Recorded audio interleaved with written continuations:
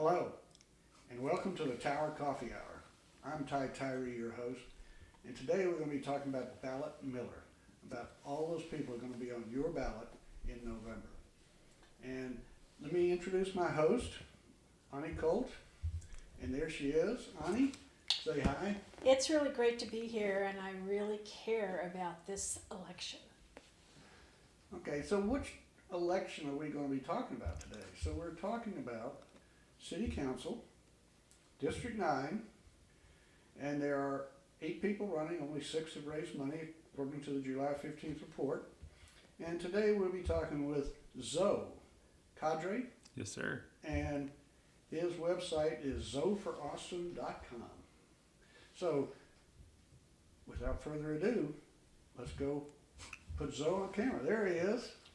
Cool. Well, Hi, Zoe. hey, well, I'm so glad to be here today. I really appreciate y'all creating this space for not only myself, but all the other many candidates running for this district. And you also mentioned y'all are interviewing the mayoral candidate. So I'm super excited. And I can't thank you enough because we met, I guess, in person at the 4th of July parade. Yes. You were on a bike and you Trike. were a trike. That's right.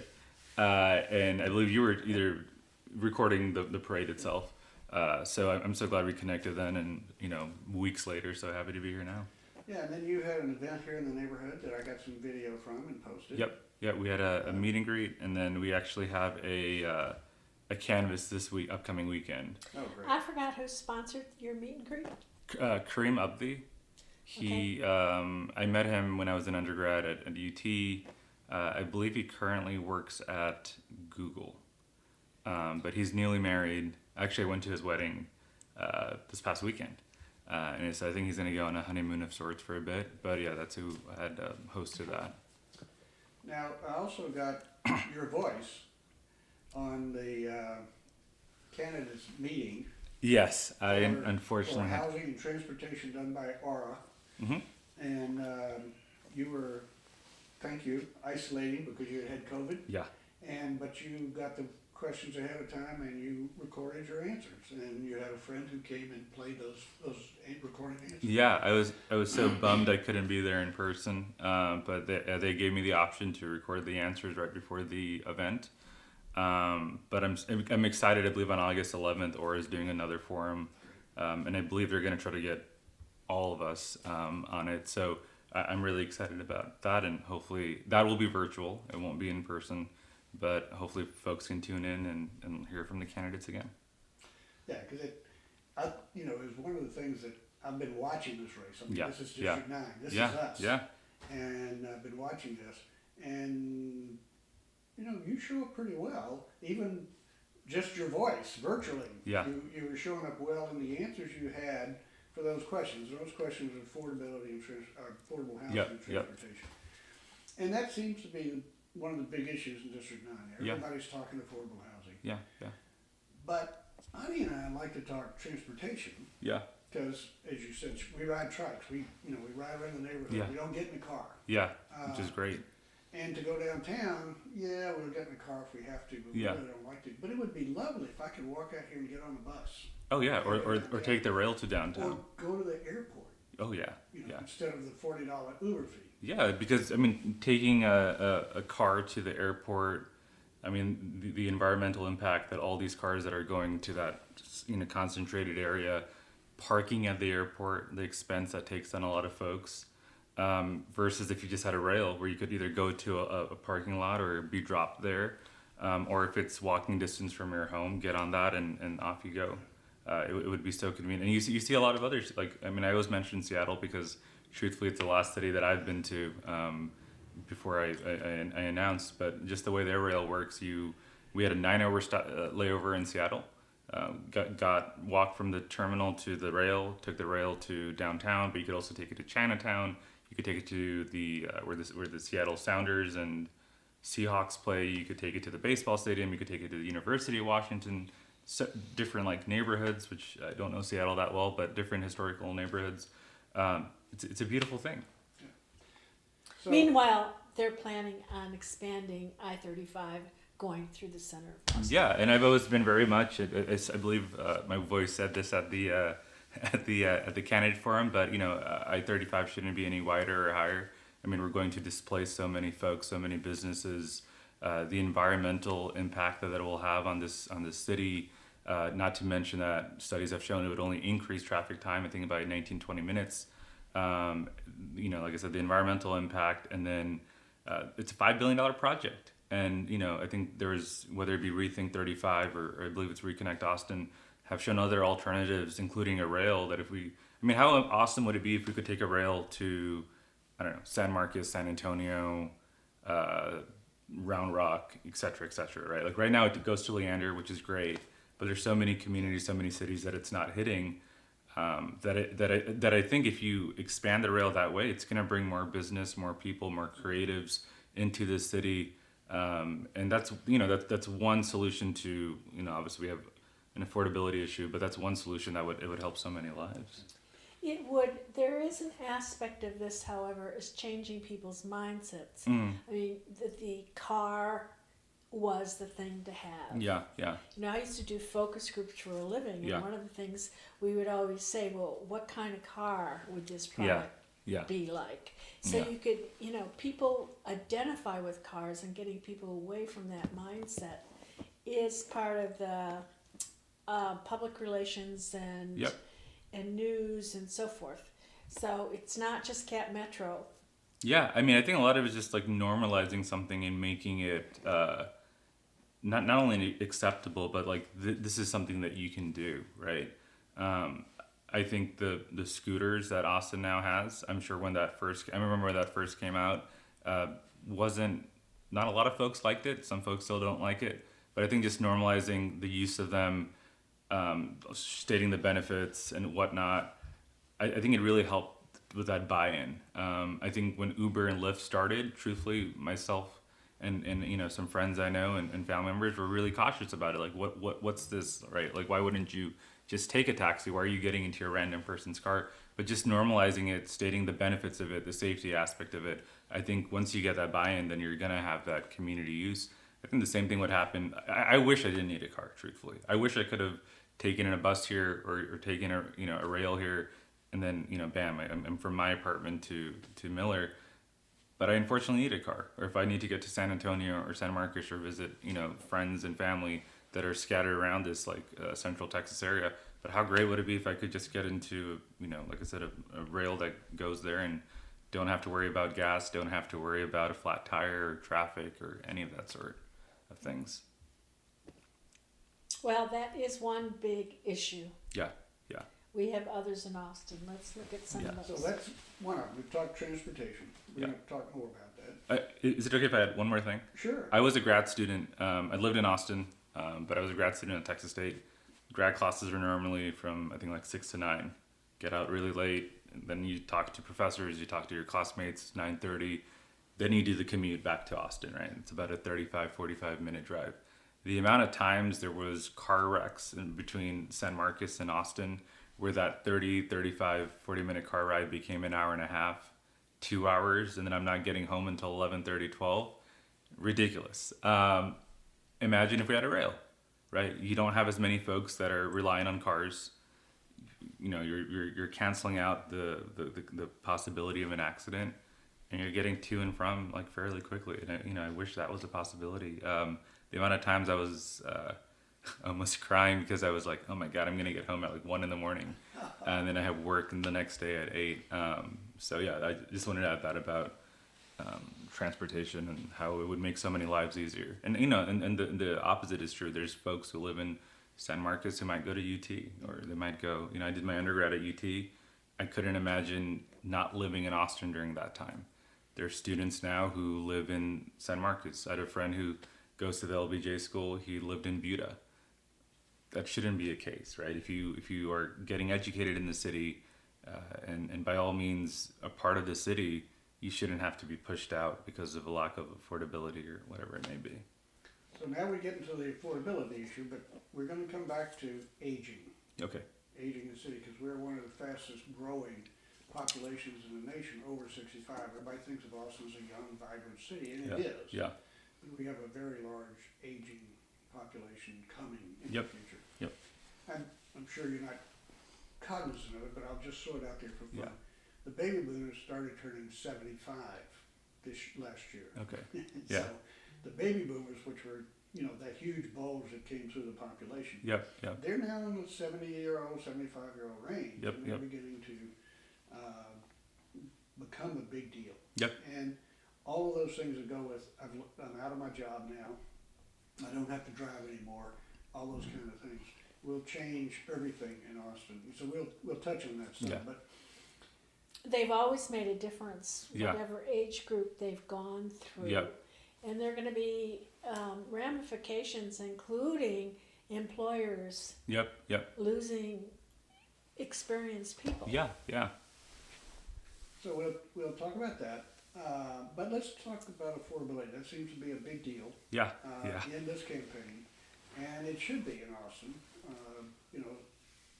Certainly our male candidates are talking about affordability. Everybody in District our 9 cohort is, of District 9 seems to be talking about affordability. And it's not an easy answer. Yeah. So, what's your one word, your elevator speech about affordability? You're on the elevator with Governor Abbott of Texas, and he says, so what would you do about affordability in Austin? Yeah, I don't know if Abbott really cares about Austin. I think he spends most of his time attacking Austin. But no, Austin should be a city that works for everyone. It's a beautiful city. It's a city that I've called home for 13 years, that I've chosen to be in Austin. I didn't have the fortune to live here, to grow up here as a child, to be born here.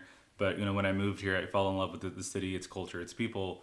But it's a city that unfortunately doesn't work for folks in terms of affordability, right? I think we need more housing. We need more affordable housing. We have a very outdated land development code that doesn't allow us to build at the degree and at the specifics that we need in the city for the population that you mentioned that's only growing. We're the 11th largest city currently. We're soon to be the 10th largest. God knows how much we're going to continue to grow. We just need to do more. And neighborhoods like Mueller, truthfully, are truthfully should be the blueprint for Austin. Whether you have, houses, townhouses, apartments, and then it's all walking distance from, grocery stores and shops and restaurants. Like, it's a beautiful thing. Like, I came here with my wife to the farmer's market. We come here every Sunday. And I'm like, maybe we should move here after the campaign. But no, yeah. So my one sentence is that we need, abundant homes that are affordable for this city, for this community. I will say something about walkability in Miller. It was designed for walkability, but with climate change, there are only certain hours of the day. Oh yeah. And people do not walk to the grocery store. Yeah. The only people I know who walk to the grocery store are the few apartments that are right at that end. Yeah. And we're so blessed because we take our trikes and we have baskets, space, and we get to park right in front of the store. We don't have to worry about parking. Yeah. It's that kind of transportation. They're all weaved together. Of getting more people, and e-assist bikes and trikes. Are people we've studied. People ride them more when they're e-assist. Yeah. No, that's it can mean you can give up a car. Yeah. So no, that's a great point about the whole climate. Our summers, I'm not sure what the temperature today is, but it was 104, 105, 106, and with a heat index over 110 for weeks.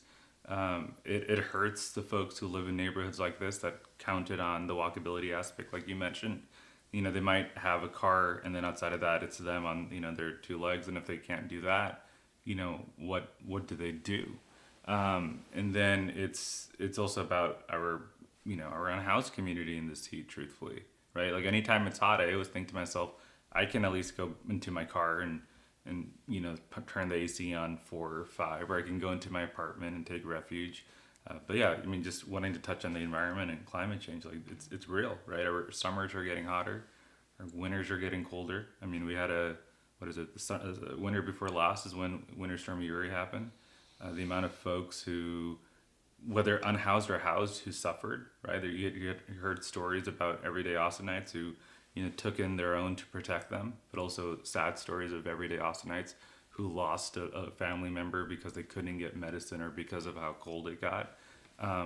This stuff is real. And I think we have a state government, which, like I said, I don't think Abbott would really care about how Austin's doing, but we have a state government that isn't going to help us in this. I think it is important to have local and you know, whether it be at the city level or the county level, who do stand up for whether it be equitable transportation, housing, environment, just general having one another's backs. And I think that's always been the beauty of this community.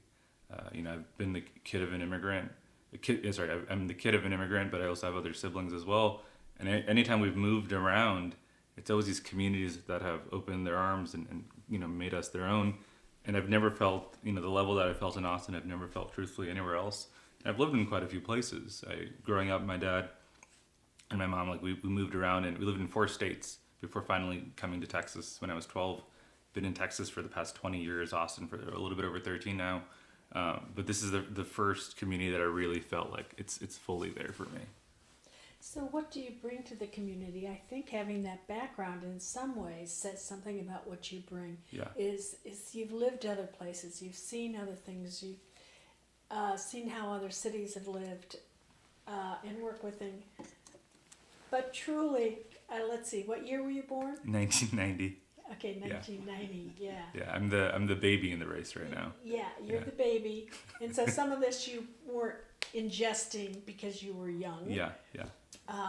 And I think one of the things that's really important to voters is not just your stand on issues, but who you are and what you bring to the party. Yeah. No, I'd love to dive deep in the background. I was, like I said, born in 1990 in New Jersey. Both of my parents came to the United States. My mom came in 1972 to Queens, New York from Pakistan, and my dad came in 1988 to New Jersey after my mom and him had gotten married, and lived on the East Coast, like I said, up until I was 12, and you know, then we moved down to Texas. You know, the one thing that I always saw from both of my parents was service through empathy. Right? They weren't public servants in this way of, you know, an elected official, or you know how normally folks think of a public servant as someone who works in a nonprofit or in City Hall. They were both in the medical field. My mom worked in the lab where she often got what is it called? You know, things for cancer patients, and she would like look at, I don't know, cells and whatnot. And my dad was an oncologist, hematologist, and I saw how they took care of their patients and how they took their time off out of their day job and gave back to their community, whether it was their community here in the States and helping the you know, the folks who didn't have, you know, as much as them, right? Whether it be, you know, unhoused folks or just folks who are down on their luck, or giving back to individuals in Pakistan, which is very much a, you know, developing country that has a lot of poverty. You know, my dad helped set up a hospital in like the northern area of the country, in the mountainous area. So I always gravitated to that, right? I wanted to go into medicine to help folks because I saw so much suffering in this world, both when I would visit them, but also, you know, truthfully, here in Austin, as beautiful and as wealthy and rich of a city as it is, there are people that are struggling and suffering. So when I did my undergrad at UT, dream school for me. When I first moved to Texas as a 12-year-old, a kid came up to me and they said, "Are you a Longhorn and an Aggie?" And at that point, I didn't know any of them, but I was like, you know what? Longhorn sounds better. I'm a Longhorn. And I just fell in love with, you know, the school when I visited as a 12, 13-year-old, and that's where I wanted to go. And luckily, I had that opportunity to come here, and I did my undergrad at UT. What did you do it in? I did it in sociology, psychology. So I originally started off as a bio pre-med student, but during my journey as an undergrad, I realized that my way of giving back to the community won't be like my parents. But the one thing that I remembered as a teenager moving to the city, truthfully, was our unhoused community. And I'm like, how can, in such a wealthy city, in a wealthy state where you have the state capital here, you have this, you know, very prestigious university and all these businesses, how are people suffering? There must be a policy solution to their suffering. So I ended up doing a master's in public administration from Texas State, which I had mentioned because of that commute. And I worked at the city of Kyle during that time with the city manager. I think there was a lot of great stuff happening in Austin. So I would actually come to Austin City Hall and like get the blueprint of like the kiosk they have where adopt a street and adopt a highway programs or community gardens and kind of like help implement that in Kyle. And then after finishing that degree, I knew I wanted to work in city governments, and I always wanted to be in Austin, which I looked at as a city that was emerging, becoming this global city. So I went to Rice, which was in Houston, and I got a master's in global affairs. It was very policy related. Worked for the mayor's office in Houston. Who was the mayor at that time? Mayor Turner. Okay. Yeah, and Parker had left, I think, years previous. And then as soon as my year and a half in Houston ended, I was back in Austin. Worked at the Ledge. Did policy work for State Rep Eric Johnson, who's now the mayor of Dallas. So a lot of the policy that we were doing, even though it was at the state level, had to do with actors on the local level. Worked a lot with a lot of organizations that have counterparts in Austin as well. So that was where I was going. I also have done political work, which is something that I truthfully got drawn into after the Trump presidency, because we saw this individual who had all this horrific rhetoric. Then that rhetoric became action. And I saw communities like mine and communities of friends in the Jewish community, the gay community, Hispanic, Black, immigrants, so forth and so on, that were being attacked. And I said, I don't want him or anyone who has empowered, emboldened this person to be in office. So I worked for a congressional race back in 2018. I worked for Beto in 2018 as well. Ended up working for Senator Warren when she ran for president, which was the highlight of my career so far. And since that time up until becoming a candidate, I continued to work in advocacy organizations.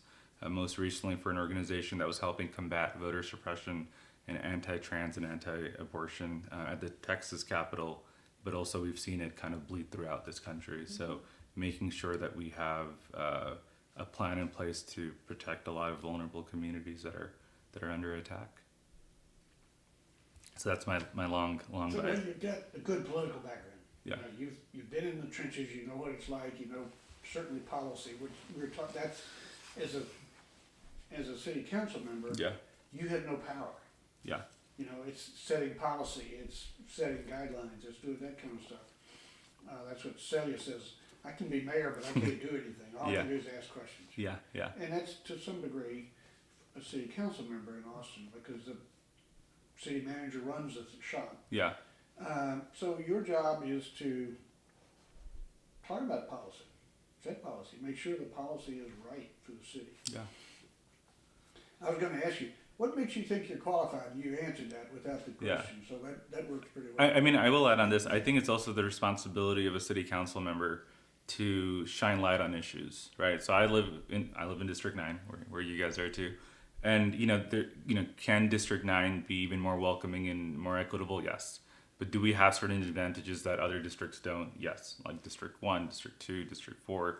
And I think it's our responsibility, if there's ever anything wrong in those districts, to also shine a light on them. So when the winter storm happened, I truthfully did not lose power. I did not have water for maybe a few days, but then I had clean water again. But there were folks in District 4? Yes, District 4. In District... District 4 is just... Oh, District 4. I'm sorry, I thought you were pointing at the mic if I was not speaking. That didn't have clean drinking water for 2 months after the winter storm. Jeez. So I was working with organizations making sure that these communities were still getting bottled water. But yeah, Austin, in the way that unfortunately at times we treat certain communities or certain districts, is not equitable. And I think it's important. Like, did I volunteer in District 9 after the winter storm? Yes. But did I put a lot of my time in these districts that didn't have water for 2 months? Yes, because I think that's important. The responsibility as a council member is, yes, first and foremost for your district, to speak up for them. But if there are certain aspects of your district is doing fine, then I think it's your responsibility to shine light on other parts. Like, we're all neighbors, right? We're neighbors based on which neighborhood you live in, right? You guys live in Mueller. Your neighbors are still in Cherrywood. Your neighbors are in Hyde Park. Your neighbors are in downtown. But your neighbors are also in East Austin. Your neighbors are also in Northwest Austin. And I think making sure that community is always so abundantly clear that we have one another's back should always be the mindset of any elected or any candidate, truthfully, or any Austinite. And Mueller is part of District 9, but it's a little sort of corner. Yep. and District 1 surrounds us on the south and east, and then District 4 is on the north side. Yep. So we are one street away from those districts, and it's important. Mueller was set up to design to have an impact on those districts. Mueller is supposed to have amenities that are available to those districts. Yeah. And so that's part of the discussion is Yeah. how are we doing that makes it work?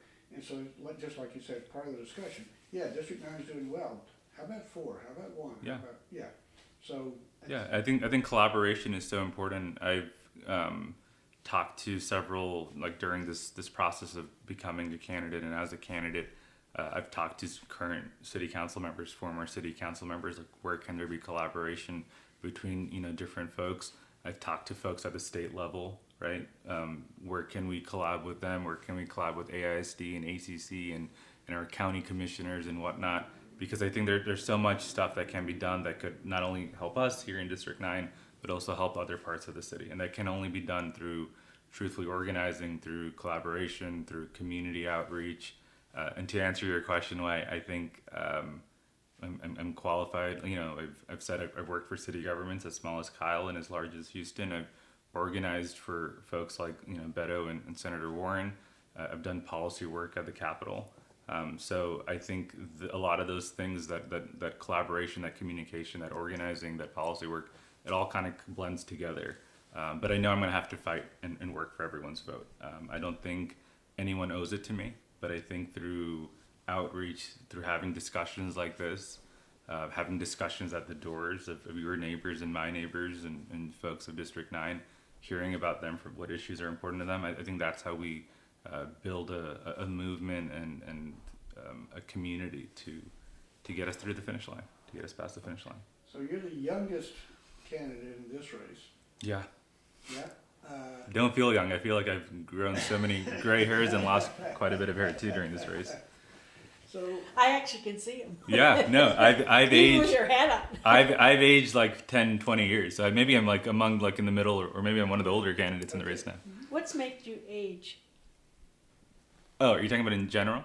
Yeah, you say the campaign's aging you. Oh no, I was saying that more as a joke. I think I've always had the gray hairs over there. No, but I mean, I truthfully have really enjoyed this process, being a candidate, talking to folks, learning from folks. That's my favorite part of this campaign. I was a student for so long, doing my undergrad, getting 2 masters. I almost feel like I'm a student again, and I'm learning again, and I love that, because I would always joke before I ever thought about running for city council. I would joke with my wife, because she's very much like, no, you're done with school. I'm like, no, maybe I want to get another degree. But now I just feel like I'm a student again, and it's such a beautiful thing. And to learn from all these people who have different life experiences, whether it's the student who moved to UT moved to Austin a year or two ago to go to school at UT, whether it's folks like Kareem, who had immigrant parents who came to Austin, and he's been here his whole life. Whether it's folks like y'all or folks in Hyde Park who have been here for generations. Like, they all make Austin the beautiful city that it is. They all have different life experiences and different reasons why they came here, and each voice matters so much. So with it, one of the things we do is we do a podcast called Celebrating Differences, and the conversation there is curiosity, not judgment. Yeah. I've got a lot to learn from you. Yeah. You're born in 1990. Come on. But I've got a lot to learn from you. Yeah. Or I could just say, oh, he's one of those people. Yeah. He's immigrant parents. Yeah. Yeah. I could just write you off. Yeah. But you've done a lot. You've been involved in a lot of governments. And you've got a lot to teach us about how to get along with people. Mm-hmm. Mm-hmm. That's a real big issue with us. We're doing this under our nonprofit, which is called WOW Inc. And WOW stands for We Are All One. Oh, it's beautiful. And this neighborhood is going through some issues of prejudices showing up and so forth. And so there's anti-racial training going on. And I would say We Are All One is a change of paradigm in the way we think of things. Yeah. No, that's so beautiful. I mean, I believe it was, what was it? It was Hyde Park. Yeah, it was Hyde Park where we saw anti-Semitic pamphlets throughout people's, front doors. we've seen attacks on synagogues in the city. We've seen attacks on mosque. 20th anniversary of 9/11, there was a pig's head left in front of a mosque. I believe actually in District 9, I believe it was the mosque on Manor. We've seen folks from, whether it be from the gay community, immigrants community, Black, Hispanic, Asian, who have experienced a lot of hate. And I think that's where Austin can kind of, show who we are, right? We're a community that loves one another, that protects one another, that stands up for hate. I had the opportunity to speak at the Rally for Kindness after the vandalism at, I believe it's Beth Israel. That's all so important to stand up for one another. And I think, like I said, in my limited time here in Mueller, like the district, I may be wrong on the numbers a little bit. It's about 65% white. It's about 15% Hispanic, 15% Asian, about 5% Black. I think celebrating that diversity, right? Because that diversity brings so much richness and so much culture to this city, and making sure that those folks who call this neighborhood from those different communities have a voice, whether on neighborhood associations or our in City Hall. Truthfully, these boards and commissions often don't look like District 9, right? They have a certain almost bio, right? Like older, whiter older, whiter men, truthfully, right? So the diversity of getting a lot of women on the board, or well, yeah, no, you're great. Folks from all different backgrounds is so important, and I think it's also important that our city council looks like us. We've only ever had one Asian on council, which was about almost 20 years ago, Jennifer Kim. We've never had a Muslim on council. We've never had a Muslim run, which I didn't realize that until I ran and someone pointed that out. So I think bringing those diverse voices is so important, so that folks can learn from folks like myself. But also, I'd love to learn from y'all and kind of take it to my community, right? My specific ethnic, religious community that often don't have a voice, that have never had a seat at the table, that are almost lost of the importance of local government, which local government is so important, right? When your federal and your state government let you down, as they did many times in the past year, it's your local county government that can be that saving grace that puts in mask mandates or has vaccine distribution clinics, that makes sure that you're getting water, that you're taking care of after a winter storm.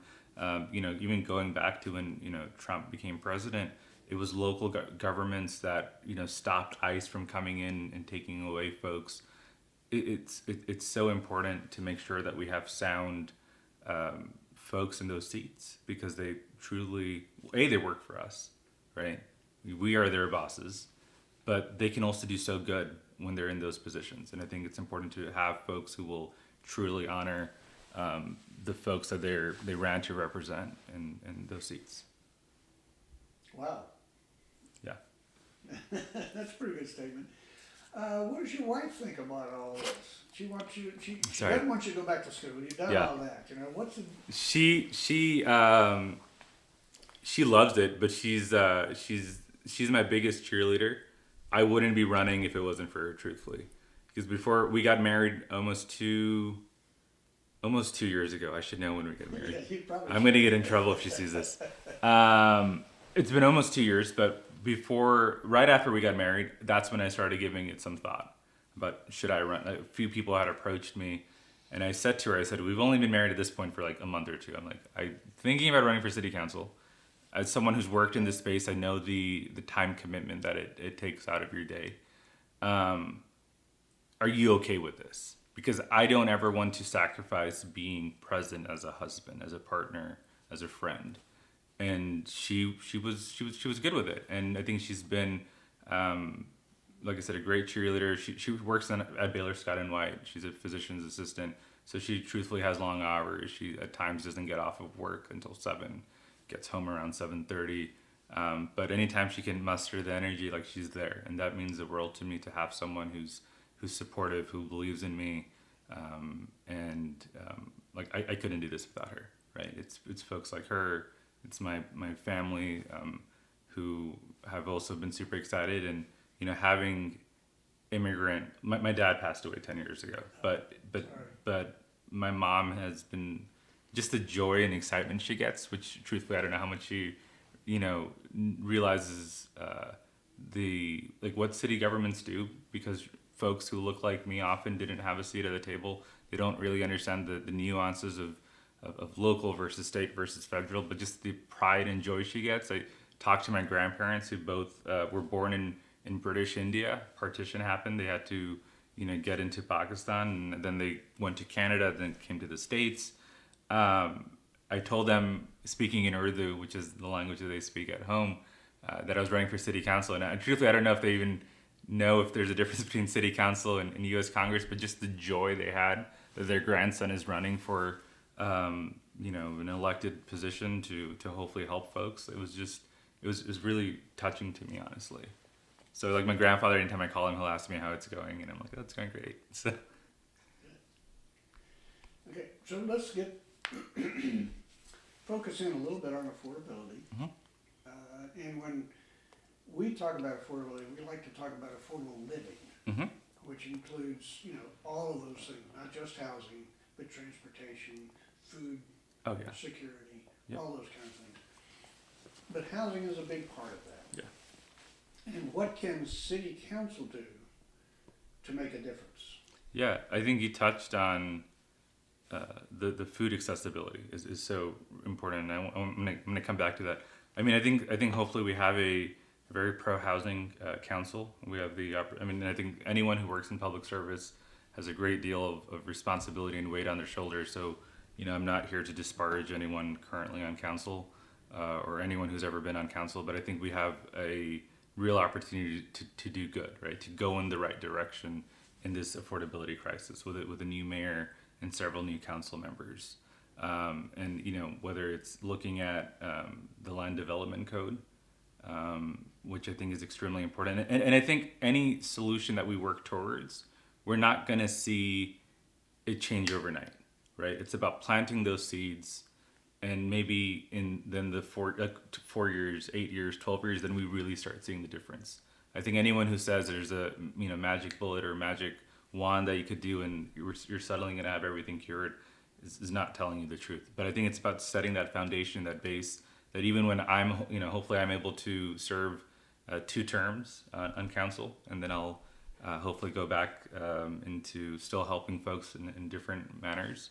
But it's about making sure that the foundation is set, that even when I'm not on the dais, that we're still fighting for everyday Austinians. We're fighting for that equitable living.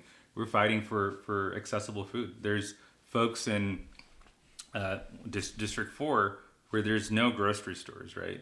Absolutely. Yeah. So now there's no grocery stores. You don't have rail. You don't have any equitable transportation, buses. So what do you have, right? And I say this because I canvassed, actually District 2 as well. I canvassed in District 2 during past elections. And anytime I would get hungry, I'd be like, you know what? I would think to myself at first, let me go to HEB, right? Let me get fresh squeezed juice. Let me get some like hummus and pita. And let me just quickly snack on it before I knock on more doors. No HEB, right? So where do I go? I go to a gas station, right? And what do I get? I get a Dr. Pepper and I get like candy. And for a lot of folks, that's what they have to do, right? There's no grocery store, right? They don't have the transportation themselves. So there's no transportation that's provided to them. So they're all going to the convenience store where they're buying unhealthy food. I have been on this issue for years and years. Yeah. I used to be in new product food development. Yeah. Yeah. But then what do we see? We see those communities have poor health. They already don't have... They're overweight. Yeah. Just, diabetes. There's so many health things that can happen because of this diet. You don't have the transportation to help you. Your housing we might see it go through the roof. So now you're potentially being pushed out of your housing, further away from transportation, further away from resources. Like what does one do, right? So I think it's making sure that food deserts don't exist throughout our city, that healthcare deserts truthfully don't exist outside of our city too, that we have equitable transportation, that we have things that we see in Mueller like sidewalks, right? There's a lot of parts of the city that don't have sidewalks, so people have to walk in the grass or they have to walk in the street. That's a safety hazard, right? There's no crosswalks in a lot of parts of the city, and that's so important because what does one do if they work at a restaurant or bar and they get done at 10, 11 o'clock at night? They don't have a car, so now they have to walk to the bus stop. Bus stop's a mile and a half away. Oh, there's no sidewalk. So they're walking either in grass, which could be a safety concern because they don't know what's in the wooded area, or they're walking on the street where, God forbid, a car could come and hit them, right? And that's a real issue, right? I remember actually meeting up with a friend for dinner one night, and I took the rail to meet up with him. And we ate at a restaurant, got late. I think it was like after 9 o'clock. He's like, "Do you need a ride?" I'm like, "No, I'll just take the rail back." Got to the station, bought a ticket. They allow you to buy tickets after 8 o'clock, even though they don't run after 8. So then I didn't realize they didn't run after 8 until this happened. And I'm waiting, and it's like 9:15, 9:30, 9:45. I'm like, good God, this is taking forever. So I look up on my phone, and I'm like, oh, it's a weekday. They don't run it past 8. So then I start walking towards a bus stop. Well, there's no sidewalk, and it's really dark, and at night, my eyesight's not very good. I need glasses. I didn't bring my glasses because I was like, I'm not driving, so why would I need them? So I didn't feel comfortable walking in this non-sidewalk area, so then I called an Uber. An Uber's $35. Then I finally get home. But I can only imagine how much this happens to workers at that restaurant. You're a man, but you're also a man of color who feels more vulnerable on the street. Yeah. And like I said, I can only imagine, and that's a great point. And I didn't realize it until I truthfully got married. I walk around, and by no means do I think Austin is an unsafe place or going through some sort of upheaval. But I walk around at all times of night before I was married, for runs, for walks. And after getting married, my wife's like, no, you can't go out late at night, right? And I was like, why? I always do it. And then I realized later is that her sometimes experience of walking alone as a female is very different than mine. And, she's told me of times that, folks have kind of harassed her while she's walked late at night. And I think that's a privilege that I didn't realize until she said it to me. But you're right. I think there's parts. There was a part of me that was also like, I don't feel safe walking late. So I called an Uber. But like I said, a lot of folks who work in those businesses, $35 is potentially like half a day's paycheck, and then it's gone because we don't have the transportation for these folks who have given so much of themselves to this city to feed us, to give us entertainment. And then, their money's gone like that. Interesting little side here. I was talking to Natasha Harper Madison in District 1. She says, you know what's happening in my district? I said, no. She says, all these people are parking in my district. Mm-hmm. And I said, who are they? She says, the construction workers downtown, they park here and take a scooter into the construction site because there's no parking downtown. Or it's really expensive. Or it's very expensive. Yes. They take a scooter to the construction site, and in the afternoon they jump on a scooter and come back out to District 1 and get their car and go home, or their truck and go home. Yeah. And I thought, oh, okay, that is a step in the right direction to make it so that I don't have to go downtown with my vehicle.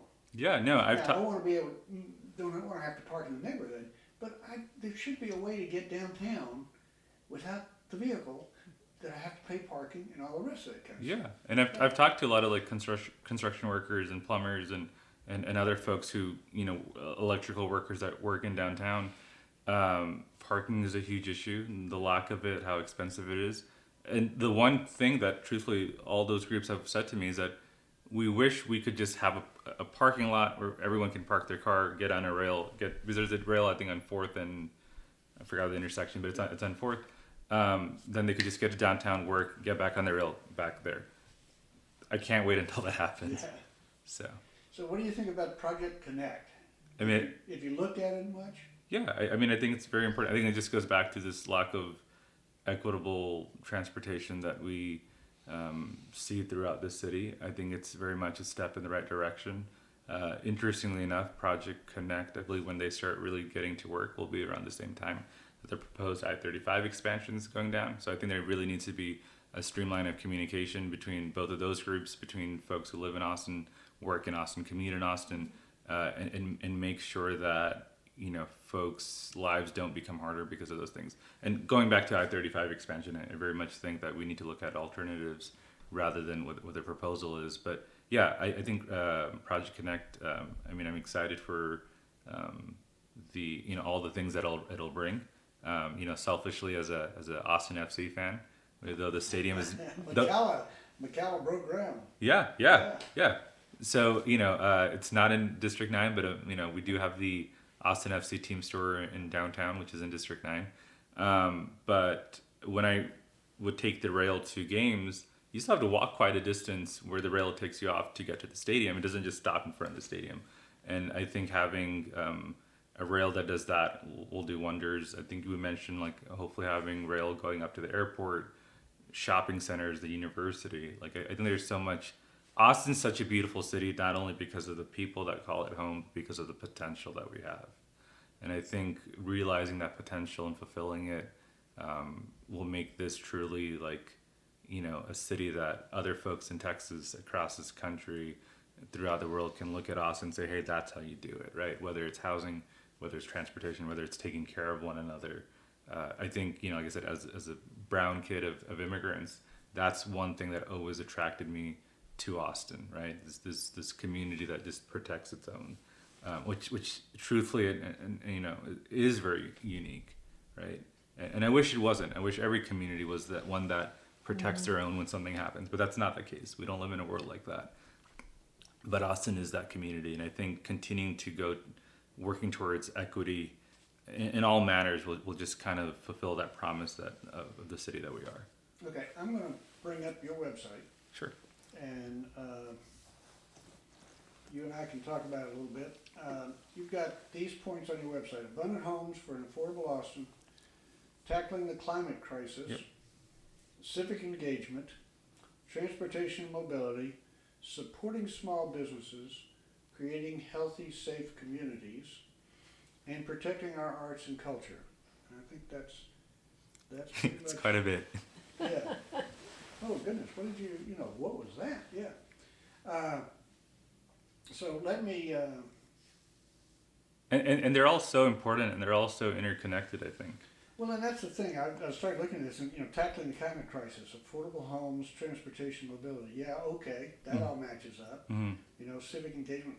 You can't do it without it. So yeah, it's all overlapping. Yeah. I mean, I mentioned protecting our arts and community, but it's not only protecting the artists, the musicians, but it's also protecting everyone who gives so much to the city, right? It's our creatives, right? I've talked to folks who, we have beautiful folks who do murals throughout the city, right? Austin FC, going back to them, had a thing that before every game, truthfully I haven't gone but to one game this season because of the campaign, but last season they'd give you a piece of, you have to buy it, but a piece of art from a local artist, right? Yeah. Who did it before that game, right? And it was very unique to that game. A lot of these artists can't afford to live in this city, right? Musicians cannot afford to live in this city. It's students cannot afford, healthcare workers, service workers. It's so many folks that we need to make this a welcoming city that attracts those creatives, that attracts those industries, because otherwise we're failing as a city. And I would say, geographically, the city of Austin is a big city. Yeah. Some cities are big in people, but geographically they're not covering as much territory. Yeah. We are roughly population size the same size as San Francisco, but we're 4 times bigger in terms of land area. Yeah. And that is a discussion about transportation right there. Because people have got to get around the city, and when we're 4 times bigger than San Francisco, how do we get around the city? No, it's a huge city that you don't realize. When I have visited Boston in the past, as a kid, or even truthfully as an adult, I was like, oh, Boston's bigger than Austin. Austin, population-wise, is much bigger than Boston. So I think matching the growing population, the population in general, to transportation and whatnot is very important. So our budget, the 21-22 budget, is $4.5 billion. Yeah. And City Council pretty much decides where a lot of that's spent. Yeah. So how does that feel? Yeah, I think it's one of the reasons why, main reasons why I need to do this outreach, to listen to folks, to learn from folks. We need to make sure that we take care of a lot of folks in the city and a lot of sectors in the city, right? Obviously, parks is really important to make sure that we have funding for our parks. are beautiful parks that make, I think, this city so uniquely gorgeous compared to anyone else. But, you know, EMS needs funding. EMS is extremely underfunded, extremely understaffed. You know, we need to make sure right funding goes towards all our, you know, departments that protect us, that keep us safe. And I think that's a responsibility that lies on the city council. But I think that responsibility also, council needs to hear from their constituents. They need to hear from these different groups when it comes to the allocation of funding. Because otherwise we're going to continue to be understaffed in some aspects, and we're going to lose talent. And we're going to lose people that are really dedicated to their trade, their craft, because they just can't, you know, work here. I think we're going to be cognizant of his need to move on. He's got Yes. some time limits. Would you like to close it down? Having listened to some of the other candidates and realizing my own need to be educated, Mm-hmm. I look at your background and see how it lends your passion for participating and so forth, and your knowledge. I see how it really lends itself to running for this position, and that's a good thing because I'm an up in the air voter. And so I'm very glad you're here today, and I look forward to people really listening to what you have to say. Well, I appreciate that. No, like I said, I can't thank y'all enough for creating this space, and I'm sure we're going to have a lot of other events as a campaign, but also I think a lot of these groups like Aura and neighborhood associations and specific clubs will probably have their own forums, so hopefully y'all can come out to it. Hopefully a lot of the listeners can also come out to it, because I think it's really important, right? Often some folks don't know who represents them, right? When I at times talk to voters in District 9 at the doors, there's some folks who think Greg Kassar is their city council member. Or there's some folks who will then start talking about other forms of government, but they don't realize that we have state reps and state senators. They think that Ted Cruz and John Cornyn work in the Texas Capitol, and Lloyd Doggett and our other, you know, folks from the congressional delegation from Texas work in the Texas Capitol. And I think being there for, you know, our constituents, the voters, and educating them on the importance and the power that they truthfully hold, right? Like I'm applying for a job right now, and I would be honored to be, you know, y'all's employee. But at the end of the day, y'all are my bosses. So, you know, I take this very seriously. I believe in the campaign we're running because I believe in this city. And like I said, I believe in everything that it can be. And it's always been a city filled with great people and great sights and sounds, you know, from farmers markets to trails to you know, the university, to arts and entertainment. It's such a beautiful city, but it's a city that hasn't fully realized and lived up to its potential, but I know it can. So. Well, that looks like a good place to end. Cool. Let's thank you guys. go back to the beginning, and we've been talking with Zoe. I keep saying Qadri. Is that right? It's as though you would pronounce it with a K. So, Qadri. Okay, Qadri. There you go. With you got an it. I instead of an A. Yeah. Okay, Qadri. Yeah. Okay. Pronounce your first name, Zoe. Zohabe. So it's phonetically it would be Zoe, and then Habe, so like Abe with an H in front of it. Zohabe. Zohabe, Zoe Qadri. Yeah. Qadri. Okay. There you go. You got it. So, give us enough time, we'll get it all right. So, that's it for the discussion we've had with Zoe, and we look forward to seeing some more candidates down the road and watching Zoe as he makes his run for the District 9 City Council seat in November of 2022. So stay with us. Cool. Thank you all.